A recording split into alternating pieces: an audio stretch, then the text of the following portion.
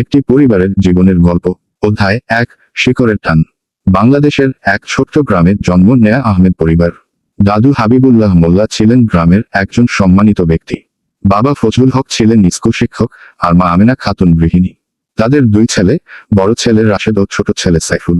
রাশেদ ছোটবেলা থেকেই বই পড়া ও লেখালেখির প্রতি আগ্রহী ছিল। অন্যদিকে সাইফুল ছিল চঞ্চল প্রকৃতির, খেলাধুলায় বেশি উৎসাহী। তাদের পরিবার ছিল সুখী ও আত্মনির্ভরশীল। অধ্যায় 2, শহরে পা রাখা। মাধ্যমিক পরীক্ষায় ভালো ফল করে রাশেদ উচ্চশিক্ষার জন্য ঢাকা বিশ্ববিদ্যালয়ে ভর্তি হয়।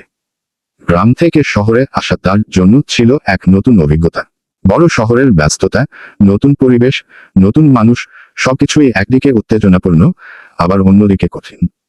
এদিকে সাইফুল বাবার স্কুলে পড়াশোনা চালিয়ে যাচ্ছিল, তবে তার স্বপ্ন ছিল ব্যবসা করা। সে বাবার অনুপ্রেরণায় স্থানীয় বাজারে ছোটখাটো ব্যবসার পরিকল্পনা করতে থাকে। অধ্যায় 3, সংগ্রামের দিন।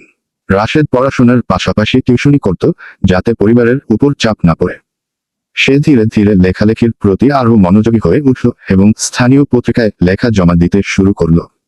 একদিন তার একটি গল্প প্রকাশিত হলে সে অসম্ভব আনন্দ পেল। সাইফুল এদিকে ছোট একটি মুদি দোকান খুলল। প্রথমে তেমন লাভ হয়নি, তবে ধীরে ধীরে গ্রাহক বাড়তে থাকল। বাবা মা তার উদ্যোগ দেখে খুশি হলেন, যদিও তারা চেয়েছিলেন ছেলেটি আরও পড়াশোনা করুক। অধ্যায় 4, সময়ের পরিবর্তন। রাশেদ বিশ্ববিদ্যালয়ে শেষ করে একটি সংবাদপত্রের চাকরি পেল। লেখালেখি তার ভালোবাসা হয়ে উঠল, আর এই চাকরি তাকে সেই ভালোবাসাকে পেশায় পরিণত করার সুযোগ দিল। এদিকে সাইফুল ব্যবসা বাড়ানোর জন্য ঢাকায় আসার সিদ্ধান্ত নিল। সে একটি পাইকারি দোকান খোলে এবং অল্প সময়ের মধ্যেই সফল হয়ে ওঠে।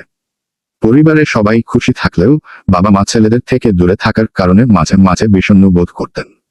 অধ্যায় 5, পরিবার ও দায়িত্ব। কিছু বছর পর রাশেদ একজন সহকর্মীকে বিয়ে করে। অন্যদিকে সাইফুলও গ্রামের এক আত্মীয়ের মেয়েকে বিয়ে করে ঢাকায় নিয়ে আসে। নতুন জীবনের সঙ্গে মানিয়ে নিতে মা বাবাকে শহরে নিয়ে আসার কথা ভাবতে থাকে তারা। তবে বাবা মা গ্রাম ছেড়ে আসতে রাজি হলেন না। তারা বললেন, এই মাটিতেই আমাদের শিকড়, এখানেই আমাদের জীবন। অধ্যায় 6, বৃদ্ধ বয়সের সঙ্গী। সময় এগিয়ে চলল। বাবা ফজলুল হক একদিন অসুস্থ হয়ে পড়লেন। রাশেদ ও সাইফুল গ্রামে ছুটে এল। চিকিৎসা চলল, কিন্তু বয়সের কারণে বাবা আর সুস্থ হতে পারলেন না। কিছুদিন পর তিনি মারা গেলেন। বাবার মৃত্যুর পর মা অনেকটা একাকী হয়ে পড়লেন।